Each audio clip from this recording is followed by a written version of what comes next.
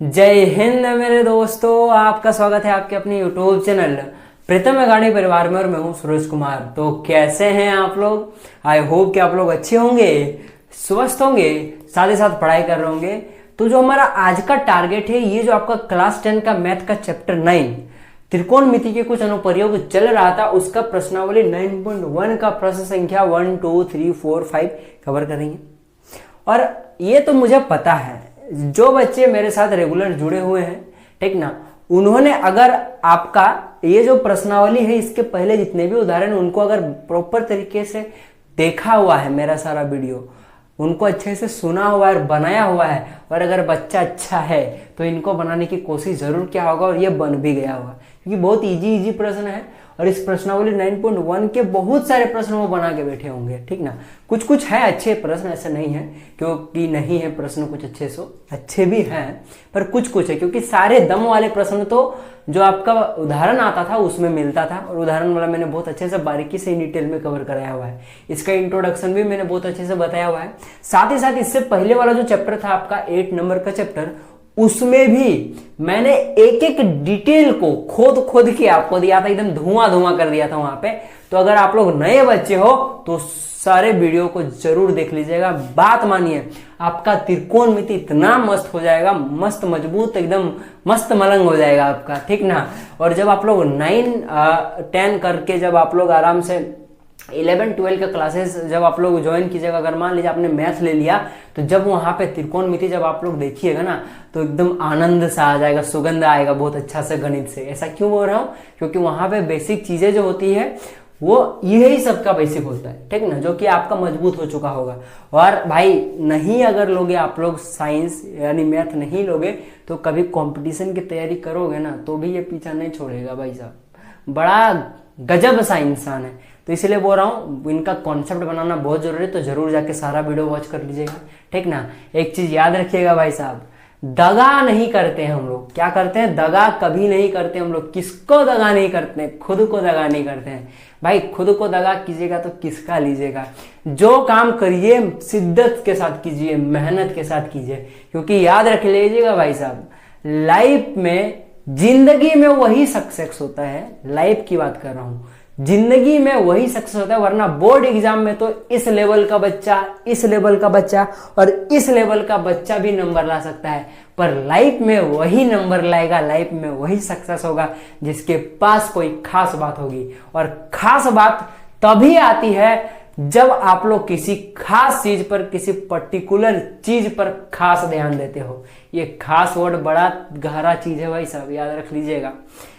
Life का success का मूल मंत्र ही खास है, और खास जो आता है वो मेहनत से आता है। कोई पर्टिकुलर क्षेत्र में आप जब बहुत जी तोड़ ताबड़ मेहनत करते हो ना, तब वो आपकी खासियत बन जाती है, और वही खासियत आपको आपके यहां से लाइफ के यहां तक पहुंचाती है। याद रख लीजिएगा बात। तो इसीलिए बोल रहा हूं, ऊपरी ज्ञान लेकर पढ़ने की कोशिश ना करें। अभी आपकी पढ़ने की उम्र है तो पढ़िए, तो अच्छे से पढ़िए। काम करने की उम्र में काम कीजिएगा तो अच्छे से काम कीजिएगा, बीच में मत रहिए भाई साहब, ठीक ना। इसीलिए बोल रहा हूं, जो करना है शिद्दत से करो, दगा मत करो। दगा किसी को नहीं करोगे, आप खुद से करोगे। इसलिए बोल रहा हूं, ज्यादा इधर उधर नहीं सोचना है, जो करना है शिद्दत से करना है। चलिए, बहुत ज्यादा ज्ञान की बातें हो गई, ठीक ना। देखो, फर्स्ट नंबर का प्रश्न है आपके पास। सर्कस का एक कलाकार 20 मीटर लंबी डोर पर चढ़ रहा है। आपने सर्कस तो देखा ही होगा, उसमें देखा हुआ एक कैरेक्टर ऐसा होता है, सर्कस का एक आदमी ऐसा होता है जो एक डोरी पर, एक रस्सी पर चढ़ता है, इस तरह एक डंडा लेकर, एकदम गजब बैलेंस होता है। सोच के देखो वो कितना उस बैलेंस को बनाने के पीछे मेहनत किया होगा, सोच के देखो, ठीक ना। हर जगह पे लाइफ में मेहनत है, इसीलिए मेहनत से भागो मत, करना सीखो, ठीक। तो बेसिकली सर्कस का एक कलाकार, उसको भाई कलाकार ही बोल सकते हैं, क्योंकि उतना मेहनत एक कलाकार ही कर सकता है। आप पढ़ने में कलाकारी दिखाओ, ये इस डोरी में चढ़ने में कलाकारी दिखा रहा है, ठीक। एक 20 मीटर लंबी डोरी पर चढ़ रहा है, ठीक है। यहां तक तो समझ में आ गया कि एक कलाकार है जो 20 मीटर लंबी डोरी पर चढ़ रहा है, ठीक है, जो अच्छी तरह से तनी हुई है और भूमि पर सीधे लगे खंबे के शिखर से बंधा हुआ है। यानी कि यहां तक सबसे पहले एक डायग्राम थोड़ा कर लेते हैं, थोड़ा सा पढ़ लिया जाए प्रश्न। यदि भूमि के स्तर के साथ डोर द्वारा बनाया गया एंगल 30 डिग्री का हो तो खंबे की ऊंचाई ज्ञात कीजिए। बेसिकली ये जो 30 डिग्री दिया है ये उन्नयन कोण की बात की गई। देखो सारा कुछ क्लियर हो जाएगा। सबसे पहला काम क्या होता है, डायग्राम ड्रॉ करने का। देखो ये एक खंबा है जो जमीन के साथ है, जमीन में लगा हुआ है। जब भी खंबे, बिल्डिंग, भवन की बात करें तो वो हमेशा जमीन के साथ 90 डिग्री का होता है, वरना सोचो अगर 90 डिग्री से ज्यादा हो गया या कम हो गया तो वो खंबा गिर ना जाएगा जी, है ठीक ना। तो ये खंबा है और इस खंबे के शिखर पर एक डोरी इस प्रकार से बंधी हुई है जो जमीन के साथ भी इस तरह से सटा हुआ है, और ये जमीन के साथ ये जो डोरी एंगल बना रहा है ये 30 डिग्री का बना रहा है। यानी देख सकते हो अगर मैं इस पॉइंट की बात करूं तो इस पॉइंट के लिए ये वाला क्षैतिज स्तर हो गया और ये आपका दृष्टि रेखा हो गया एक तरह से सोचो तो ये क्या हो गया, उन्नयन कोण हो गया। तो उन्नयन कोण की बात की गई है। तो ये वाला कितना दिया हुआ है, 30 डिग्री का कोण दिया हुआ है। और ये जो आपका दिया हुआ है, चलो मैं नामकरण कर दूं, ए, ये बी और ये सी। ये ए बी क्या है, खंबे की, ये खंबा है एक, ठीक ना, खंबे की लंबाई बोले या खंबा है। और ये जो एसी है ये पूरी तरह से तनी हुई एक डोरी है, पूरा एकदम टाइटली एकदम खींचा हुआ है। ऐसा क्यों भाई साहब, उसको लोल भी तो रखा जा सकता है, पर सोच के देखो अगर ये ढीला पड़ जाएगा ना तो एक्चुअल जितना एसी में लंबाई चाहिए या फिर बोलो एक्चुअल जितना डोरी लगेगा उससे ज्यादा लगेगा, क्योंकि ढीला डोरी में क्या होता है कि लंबाई थोड़ा सा उसमें खिंचता है, यानी कि लंबाई थोड़ा ज्यादा होगा ढीला डोरी का एज कम्पेयर टू एक तनी हुई डोरी, याद रख लीजिएगा। तो डिस्टेंस का ही तो सारा मैटर है सब, ठीक ना, तो इसलिए गड़बड़ हो जाएगा। तो ये ऐसी क्या डोरी है जो पूरी तरह से तनी हुई है और इसकी लंबाई दी हुई है 20 मीटर, याद रख लीजिएगा। आपको ये ए बी यानी कि एच, इसको मैं एच मान लेता हूं, यानी कि ए बी एक खंभे की जो ऊंचाई है वो ज्ञात करना है। तो सबसे पहले लिखो भाई साहब, माना जो आपके पास ए बी है, माना ए बी, या फिर ए बी को मत लिखो डायरेक्ट लिख दो, माना ए सी एक तनी हुई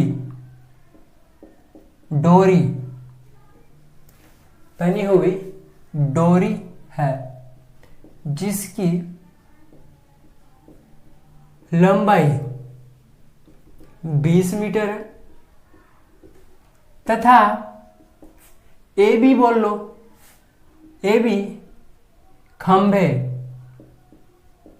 की ऊंचाई हमने क्या माना था, एच है। आप लोग एच ना मानो तो ए बी का ए बी रहने दो, तो लिख देते आप लोग ए बी खंबे की ऊंचाई है, बस एच नहीं लिखते यहाँ पे, सिंपल सा बात है।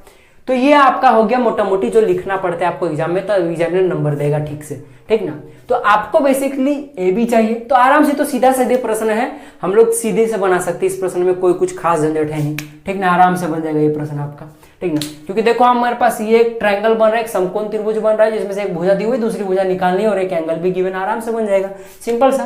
तो देखो सबसे पहले लिखो समकोण त्रिभुज, ये जो ए बी सी जो है आपके पास, ए बी सी में थीटा कितना है, देख लो एंगल आपको 30 डिग्री का दिया हुआ है, और आपको चाहिए क्या, आपको ए बी चाहिए जो कि इस थीटा के लिए क्या है, पी है, पी यानी कि लंब है, परपेंडिकुलर है, और इस थीटा के जस्ट सामने वाली भुजा ये जो है संलग्न में, सामने वाली नहीं संलग्न में, यानी कि ए सी जो है ये वाली भुजा ये क्या कहलाती है, बी कहलाती है, यानी कि बेस आधार कहलाती है, और ये 90 डिग्री के सामने वाला एच हाइपोटेन्यूस कर्ण कहलाता है, तो पता ही है। तो बेसिकली आपको पी निकालना है देखा जाए तो, ठीक है, और आपके पास एच गिवन है, तो पी और एच में कौन रिलेशन बताता है, तो जाहिर सी बात है पी और एच में साइन और कोसेक बताता है, तो चाहे कोसेक लगा लो या तो साइन लगा दो। तो भाई हम लोग कोसेक नहीं लगाते, साइन लगा लेते हैं, ठीक ना। तो इसीलिए क्या करेंगे हम लोग, साइन थीटा बराबर में क्या होता है, पी बटे में एच। पी का एक्चुअल नाम क्या है, ए बी, और ए बी को हमने क्या माना है, एच माना है, तो हम लोग पी के जगह पे एच लिखेंगे, एच बटे में ए सी जो कि आपके पास एच है, क्या बोलते हैं, जो कि कर्ण है, हाइपोटेनियस है, ठीक ना।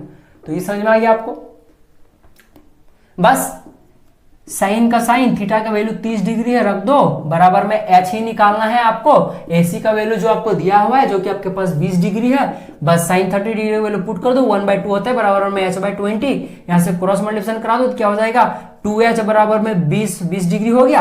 अब देखो यहाँ से h का वैल्यू निकल जाएगा, 2 उधर जाएगा तो भागा में आ जाएगा, 20 गुना 2 यानी कि 10 आ जाएगा, यानी h का वैल्यू जो है वो 10 मीटर आ गया। अतः जो खंबे की लंबाई है वो 10 मीटर है, हो गया आपका आंसर। चलिए अब हम लोग 2 नंबर के प्रश्न पर आते हैं। आंधी आने से एक पेड़ टूट जाता है और टूटा हुआ भाग इस तरह मुड़ जाता है कि पेड़ का शिखर जमीन को छूने लगता है। मतलब समझो भाई साहब, एक पेड़ है आपके पास ऐसे, ठीक ना, ऐसे एक पेड़ है आपके पास, ठीक ना। मान लो कि पेड़ जो है वो आंधी जब आया तो मान लो वो पेड़ यहां से टूट गया, ठीक, पेड़ यहां से टूट गया और ये टूटा हुआ भाग इस तरह करके मुड़ जाता है और जाके जमीन से सट जाता है, ये पेड़ का जो सिर से हो, तो वो ऐसे करके सट जाता है मान लो, ठीक ना। ये आपका जमीन का पेड़ का सिर से जो कि जमीन के साथ सट गया, ठीक है, सट जाता है, यही कहा है प्रश्न में, सट जाता है। और इसके साथ 30 डिग्री का कोण बनाता है। इसके साथ मतलब ये जब पेड़ सटता है जमीन से, जब ये पेड़ का शीर्ष, तब ये क्या करता है, जमीन के साथ ये 30 डिग्री का एंगल बनाता है, ये प्रश्न बोल रहा है, ठीक है। पेड़ के पाद बिंदु की दूरी जहां पेड़ का शिखर जमीन को छूता है 8 मीटर है। यानी ये जो पेड़ था आपका, इसका पाद बिंदु ये वाला जहां से जमीन से सटा है उसको पाद बिंदु बोलते हैं। और ये जब पेड़ टूटा इस प्रकार से, तब ये जब इस जगह पे जहां पे जमीन को छूता है, इन दोनों पॉइंट के बीच का डिस्टेंस दिया हुआ है 8 मीटर, ठीक है।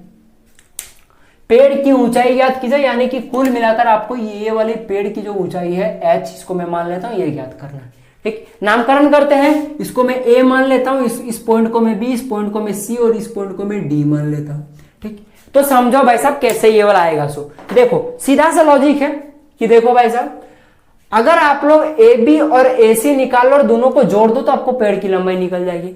ऐसा क्यों? क्योंकि समझो भाई साहब, ये जो ट्रायंगल बना ये पेड़ के टूटने से ही ना बना, ये बात समझ में आई आपको। और दूसरी बात देखो कि देखो ये आपके पास DB जो है, AD ने, ये जो DB है ये क्या है, पेड़ है आपका, इसी की लंबाई याद करना है आपको।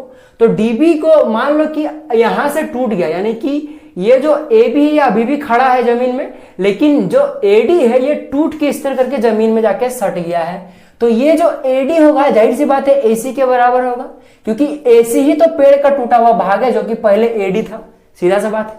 तो यानी कि अगर आपको कुल मिलाकर पेड़ की लंबाई याद करनी है तो ये AB और अगर AD निकाल लो, या दूसरे वर्ड में बोलूं कि AB और ये AD की जगह पे AC निकाल लो तो आपकी पेड़ की लंबाई याद कर निकल जाएगी, सीधा सा बात है भाई साहब, ठीक ना।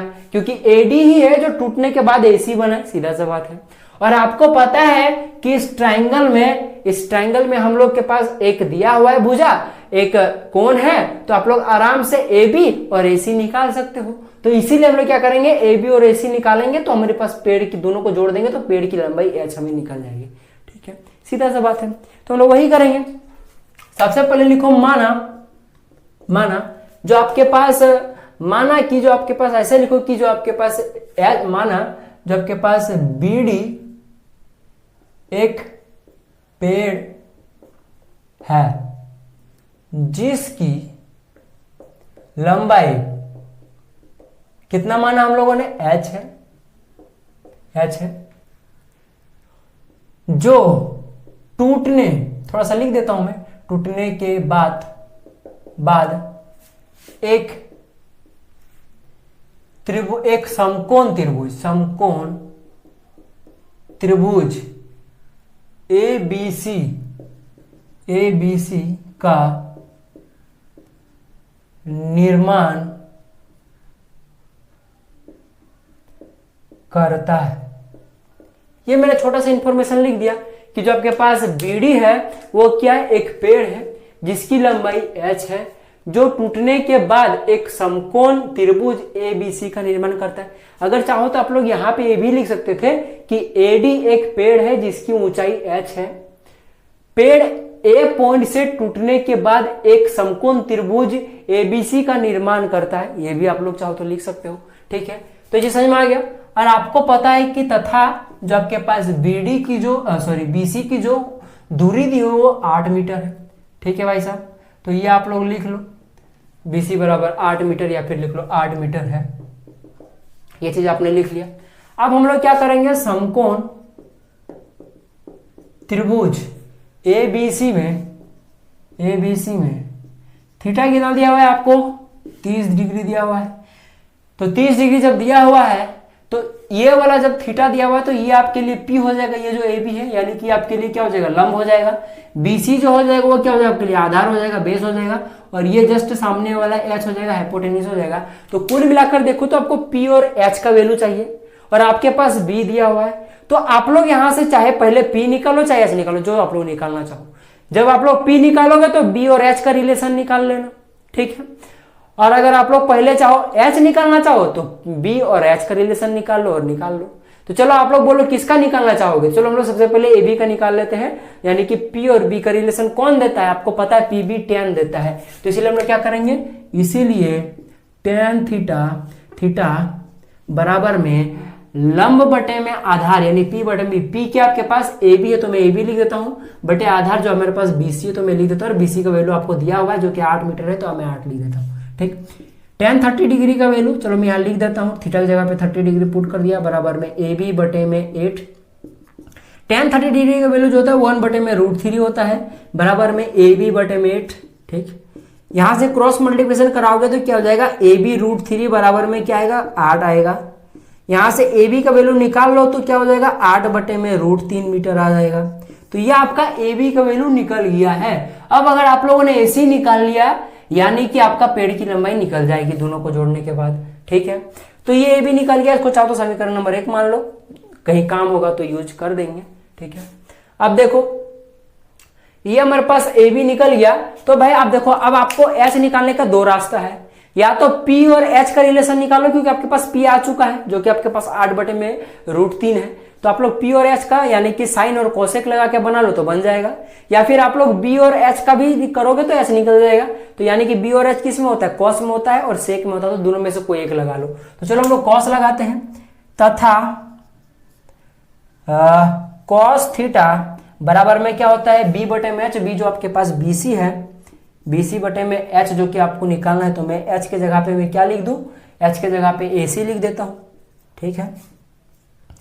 तो cos 30 डिग्री बराबर में बीसी बीसी जो आपके पास 8 दिया हुआ है, एसी जो है आपके पास कितना दिया हुआ है वही तो ज्ञात करना है भाई साहब, ठीक है ना।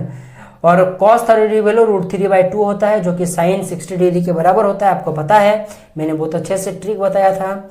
ये हो गया, आप क्रॉस मल्टीप्लिकेशन करा दोगे तो आपके पास क्या आ जाएगा, ये जब इससे गुना होगा तो क्या हो जाएगा, AC √3 बराबर में 8 दूना 16 हो जाएगा। अब देखो भाई साहब कुल मिलाकर देखो तो यहाँ से जो AC का वैल्यू निकल कर आया वो क्या आ जाएगा, 16 बटे में √3 आ जाएगा। तो देखो हमारे पास AC भी आ चुका है और आपके पास AB भी आ चुका है, यानी पेड़ का पूरा भाग आ चुका है, बस उसको जोड़ देना है तो आपका क्या आ जाएगा, पेड़ की लंबाई निकल जाएगी। अतः पेड़ की लंबाई या ऊंचाई बराबर, ऊंचाई जिसको हम लोगों ने h माना था, h बराबर में किसके बराबर होगा, ये ए बी बराबर में किसके बराबर होगा, ये AC के बराबर होगा, ठीक है। आप लोग चाहो तो यहाँ साइड में ऐसे करके मेंशन कर देना, यहाँ पे चाहो क्या कर ही देना। जैसे मैं ये वाला नीचे यहाँ पे लिखता हूँ, क्या है लिखो आप लोग, पहले ऐसे लिखो AB प्लस का, ये AB प्लस का AD जो होता है वो पेड़ की ऊंचाई है। क्योंकि भाई साहब देखो हम लोगों ने पेड़ की ऊंचाई किसको माना था, BD को माना था। तो BD किससे किससे मिलकर बना है, AB और AD से। तो यहाँ पे H की लंबाई जो है वो उचित यही होगा कि आप लोग AB प्लस AD लिखो। और आपको पता है कि AD AC के बराबर में, तो आप लोग ऐसे आप यहाँ पे कर दो, AB बराबर में AB का AB प्लस का AD के जगह पे आप लोग लिख सकते हो AC। आप लोग बराबर में मेंशन कर देना, चूंकि जो AD है वो किसके बराबर है, AC के बराबर है, ठीक है। अब AB का जो वैल्यू है वो क्या है आपके पास, जो है 8 है, 8 बटे √3 है, प्लस का AC का जो वैल्यू है आपके पास 16 बटे में √3 है, रहने दो। चलो इसको सॉल्व करो तो देखो यहाँ पे √3 एलसीएम आ जाएगा, √3 एलसीएम आएगा तो क्या हो जाएगा, 8 प्लस का 16, 8 और 16 को जब ऐड करोगे तो कितना आ जाएगा, 24 आएगा, 24 बटे में √3, ठीक है, 24 बटे में √3।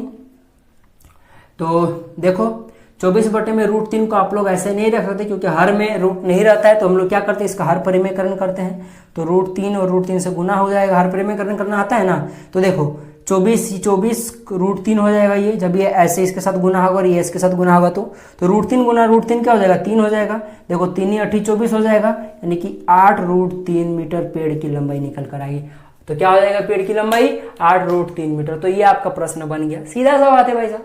चलो हम लोग आगे बढ़ते हैं 3 नंबर के प्रश्न पर। देखो, एक ठेकेदार बच्चों के लिए एक पार्क में 2 फिसलन पट्टी लगाना चाहती है। कोई ठेकेदार है जो किसी पार्क में बच्चों के लिए 2 फिसलन पट्टी लगाना चाहता है। फिसलन पट्टी मतलब समझ में आता है, सीढ़ी जैसा होता है, चढ़ो उसमें और एक स्लाइडर होता है, उसमें आराम से बैठो, सही से छलक के नीचे आ जाओगे, बड़ी मजा आता है उसमें, ठीक ना। आपने देखा होगा, ठीक ना, बहुत बच्चों ने तो चढ़ा भी होगा, ठीक ना। अब देखो भाई साहब, 2 लगाना चाहता है तो किसके किसके लिए लगाना चाहती है थोड़ा देख लो, ठीक ना। 5 वर्ष से कम उम्र के बच्चों के लिए वह एक ऐसी फिसलन पट्टी लगाना चाहती है जिसका शिखर 1.5 मीटर की ऊंचाई पर हो और भूमि के साथ 30 डिग्री का कोण पर झुका हो। तो सबसे पहले जो पहला फिसलन पट्टी है, जो कि आपका 5 वर्ष से कम उम्र वाले बच्चों के लिए, मैं उसका पहले डायग्राम बना लेता हूं। तो देखो, डायग्राम कुछ ऐसे बनेगा। फिसलन पट्टी की ऊंचाई आपको दी हुई है 1.5 मीटर, ठीक है। यानी फिसलन पट्टी का जो हाइट है जमीन से, मान लो ये आपका जमीन है, ठीक। तो जमीन से जो हाइट है वो दिया हुआ है 1.5 मीटर, और यहाँ पे मान लो ये फिसलन पट्टी है आपका, ठीक। तो फिसलन पट्टी और ये जमीन, इसके बीच के एंगल भी दे दिया है जो कि 30 डिग्री दे दिया हुआ है, ठीक है। और यहां से यहां तक की ऊंचाई दी हुई है 1.5 मीटर। तो आपको क्या ज्ञात करना है, ये जो फिसलन पट्टी इसकी कितनी लंबाई लगेगी, आपको यह ज्ञात करना है, ठीक है। तो भाई साहब, कुल मिलाकर अगर मैं नामकरण कर दूं ABC, तो आपको AC निकालना है जो कि फिसलन पट्टी है, ठीक है। तो आराम से निकल जाएगा। त्रिभुज है, देख सकते हो, एक भुजा दी हुई है, एक एंगल है, आराम से वाला निकल जाएगा, ठीक है। सीधा सा प्रश्न है, ठीक ना। अब देखो, दूसरे फिसलन पट्टी की बात करते हैं। देखो 30 डिग्री पर होगा, जबकि इससे अधिक उम्र के बच्चों के लिए वह 3 मीटर ऊंचाई पर एक अधिक ढाल की फिसलन पट्टी लगाना चाहती है जो भूमि के साथ 60 डिग्री का कोण बनाती है। प्रत्येक स्थिति में फिसलन पट्टी की लंबाई क्या होनी चाहिए। अब भाई, ये तो 5 वर्ष से कम उम्र के वाले बच्चों की बात थी। अब 5 वर्ष या उससे अधिक उम्र वाले बच्चों थोड़ा हार्ड होते हैं उन लोग, तो उन लोग को थोड़ा डर लगना चाहिए ना। तो इसीलिए अब क्या करेगा, इसकी जो ऊंचाई है पहले 1.5 मीटर थी, अब क्या हो जाएगा, इसको डबल कर दिया गया, अब 3 मीटर ऊंचाई रखेगा इस फिसलन पट्टी को, ठीक है भाई साहब। और साथ ही साथ पहले तो ये कम ढलान था, ठीक ना, अब ढलान तो ज्यादा हो गया, यानी कि अब जो ये जमीन के साथ एंगल बन रहा है ना, ये 60 डिग्री का एंगल बनाएगा। भाई तभी ना बच्चों को डर लगेगा। 5 वर्ष का बच्चा बहुत दिलेर होता है, देखता नहीं, उन लोग का कांड इतना बड़ा बड़ा होता है ना कि लगता है क्या कर देगा उन लोग, ठीक ना। तो देखो भाई साहब, कुल मिलाकर ये बात रही बड़े वाले बच्चों के लिए, 5 वर्ष और उससे अधिक उम्र वाले के लिए, और ये 5 वर्ष से कम उम्र वाले बच्चों के लिए। प्रत्येक स्थिति में आपको ये वाली फिसलन पट्टी ही ज्ञात करनी है। नामकरण कर दो, इसको X, इसको Y, इसको Z, ठीक ना। तो बेसिकली XZ और AC ज्ञात करना है आपको। सेम बात है भाई साहब, इसमें भी एक समकोण त्रिभुज है, एक भुजा दी हुई है, एक एंगल दिया, आराम से निकल जाएगा। तो दोनों के अलग अलग निकाल दो, बस आंसर आ गया आपके लिए, ठीक है। तो सबसे पहले लिखो, माना ये जो आपके पास AB है, AB तथा XY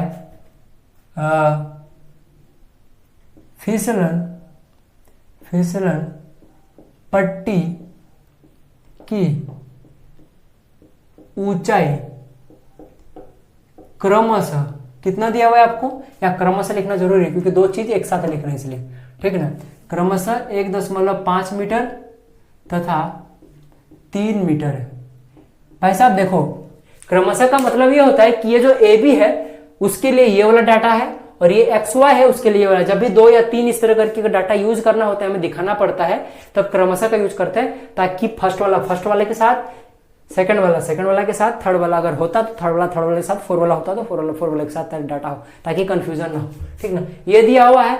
और तथा आपको बेसिकली AC और XY का वैल्यू याद करना है, तो चाहो इसको लिख लो कि हमें AC और XY फिसलन पट्टी की लंबाई याद करनी है, वरना मत लिखो। मैं नहीं लिख रहा हूं भाई साहब, आपकी मर्जी, आप चाहो तो लिख सकते हो। तो बेसिकली आप क्या करेंगे, हम लोग सबसे पहले छोटा वाला निकाल लेते, फिर बड़ा वाला निकालेंगे। तो लिखेंगे समकोण त्रिभुज ABC। आप लोग यहाँ त्रिभुज का साइन मत बनाइएगा, पूरा त्रिभुज लिखेगा, ठीक है, एग्जाम में। तो हम लोग यहाँ सबसे पहले छोटा वाला के लिए निकाल लेते, छोटा वाला फिसलन पट्टी के लिए। ABC में थीटा बराबर कितना है, यहाँ पे 30 डिग्री है। तो देखो भाई साहब, थीटा अगर ये है तो जस्ट थीटा के सामने वाला भुजा क्या होता है, लंब होता है, P होता है, और इसके संलग्न में सामने वाला B होता है, बेस होता है, और ये 90 डिग्री के सामने वाला H होता है। सेम वही प्रोसीजर, ये थीटा है तो ये क्या हो जाएगा, P हो जाएगा, ये आपका B हो जाएगा, और ये आपका H हो जाएगा। तो दोनों में आपको H ज्ञात करना है। तो आपको दोनों में P दिया हुआ है, तो P और H की रिलेशन कौन बताता है? जाहिर सी बात है साइन बताता है और कोसेक बताता है। साइन का उल्टा कोसेक बताता है। तो कोसेक लगा लो चाहे साइन लगा लो। चलिए हम लोग साइन लगाते हैं, थोड़ा आसान होता है, ठीक ना। तो इसीलिए क्या करेंगे हम लोग, साइन थीटा बराबर में क्या हो जाएगा, लंब बटे में कर्ण होता है। लंब क्या आपके पास ए बी है तो मैं ए बी लिख देता हूँ, बटे में आधार जो कर्ण जो कि आपके पास एसी है तो एसी लिख देता हूँ।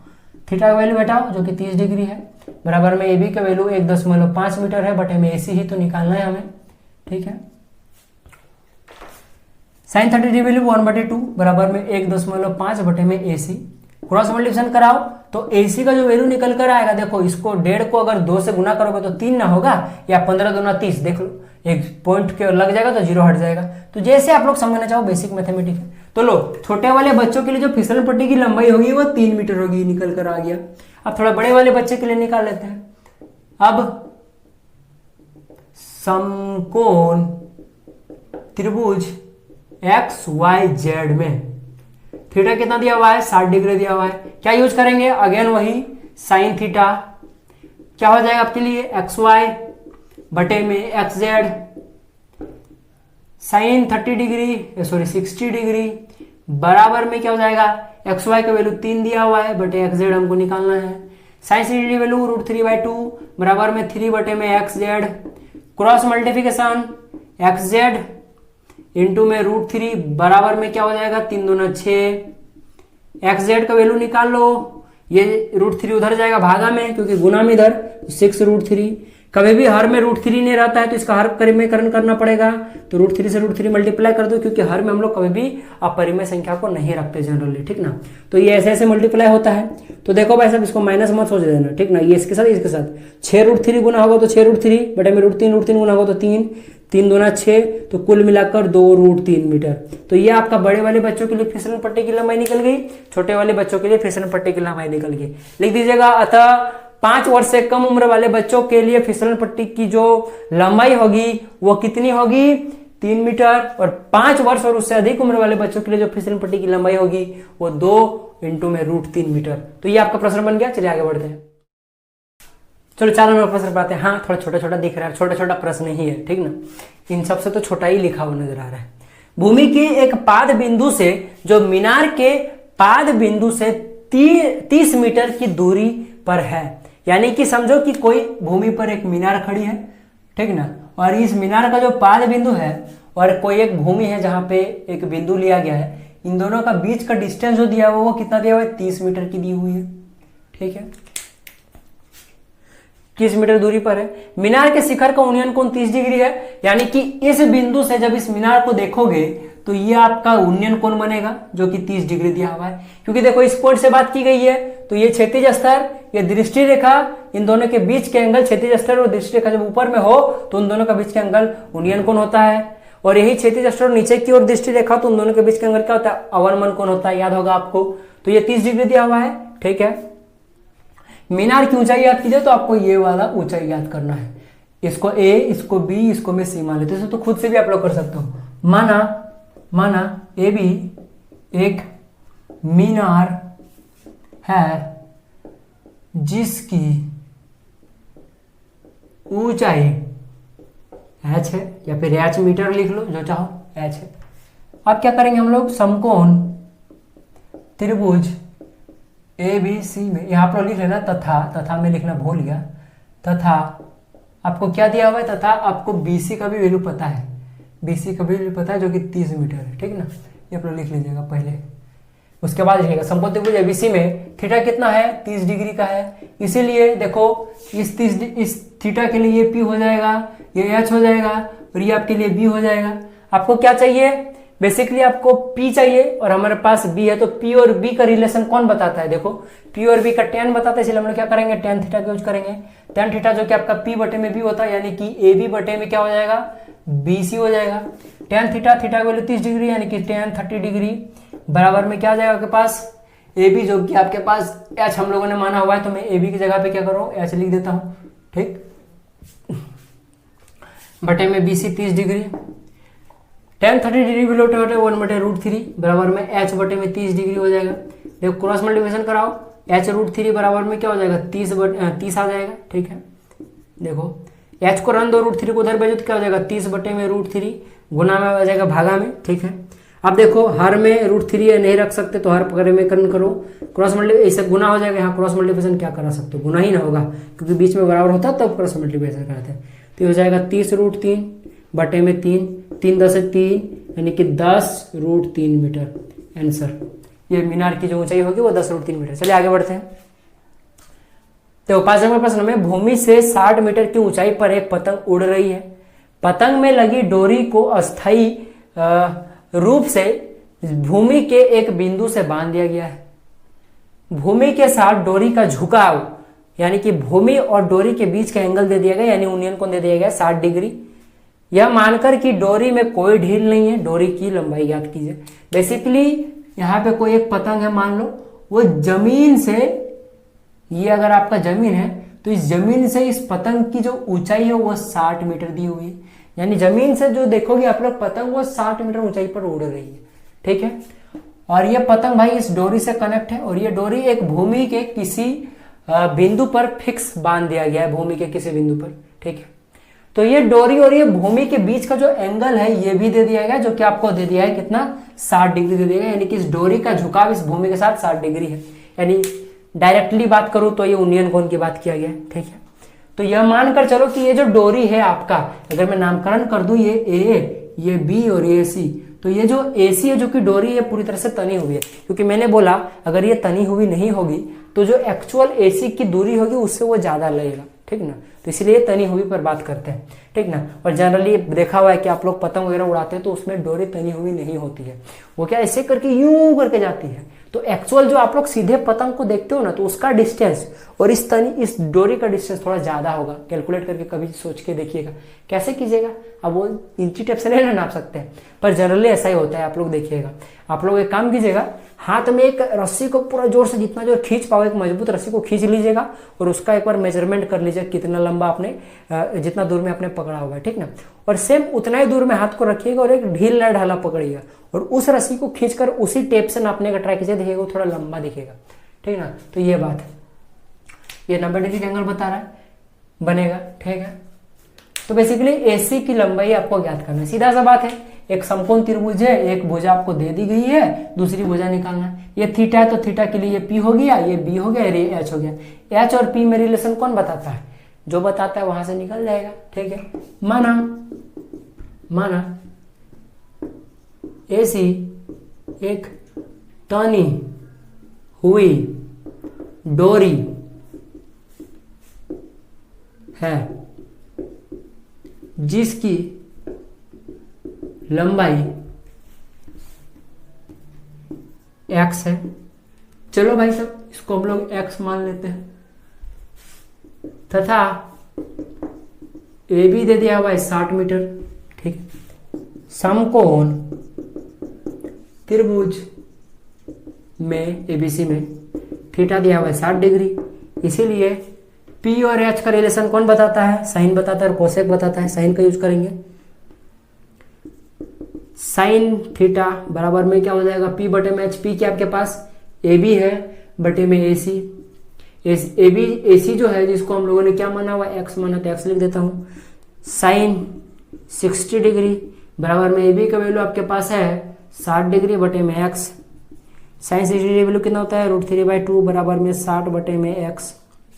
क्रॉस मल्टीप्लिकेशन कराओ, क्या हो जाएगा x √3 बराबर में 60 गुना 2 यानी कि 120। x का वैल्यू क्या हो जाएगा, ये भागा में चला जाएगा 120 बटे में √3। यहाँ पे क्या हो जाएगा, हर परिमेयकरण होगा √3 बटे में √3, क्या हो जाएगा साथ गुना होगा तो क्या हो जाएगा 120 √3 बटे में क्या हो जाएगा √3 3, तो कट जाएगा 40 बार में, 40 3 120 होता है। तो क्या निकल कर है आपके पास 40 √3 मीटर, ये आपका डोरी की लंबाई, ये आपका बन गया प्रश्न। तो आपको समझ में आया ना किस प्रकार से बनाना था प्रश्न को। सिंपल सा प्रोसीजर था, कोनो से बड़ा बात है नहीं।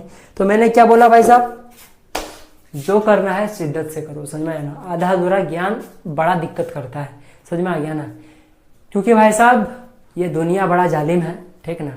यहाँ सिर्फ टैलेंट वाले लोगों की कदर है, बाकी का कोई कदर नहीं है। बीच वाला हर जगह पे रौंदा जाता है, याद रख लीजिएगा बात, ठीक ना। तो चलिए यही था हमारा आज का कार्यवाही पूरा। स्क्रीनशॉट तो आई होप कि आप लोगों ने ले लिया होगा, अगर नहीं लिया तो ले लो, ठीक है, तो चलो बाबू मिलेंगे अगले वीडियो में। तब तक के लिए भाई साहब जय हिंद, जय भारत और आपका दिन शुभ।